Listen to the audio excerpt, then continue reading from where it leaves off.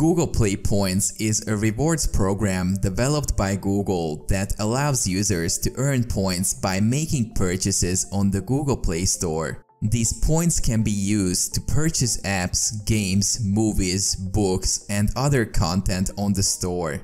Users earn points for every purchase they make on the store. The number of points earned varies depending on the type of purchase, with more points earned for more expensive items. Users can also earn points by participating in promotions, such as by purchasing certain items or by signing up for free trials. Users can redeem their points for various rewards such as in-app items, Google Play credit, and other discounts on future purchases. They can also use their points to purchase apps, games, and other items on the Google Play Store.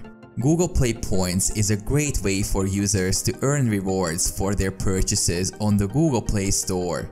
It encourages users to make more purchases and discover new content, and it's a good way to save money on future purchases, as well as getting access to exclusive content. Users can check their point balance and redeem rewards by visiting the Google Play Points website or by using the Google Play Points app.